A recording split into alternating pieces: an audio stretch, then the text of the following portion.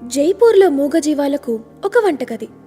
Kindness business సెన్స్ల perfect combination గురించి తెలుసా మీకు?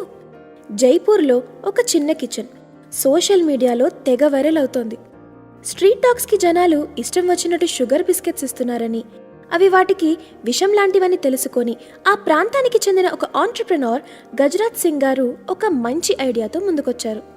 అదే బీజుబానోకి రసోయి, అంటే మూగజీవాలకు వంటగది అని అర్థం.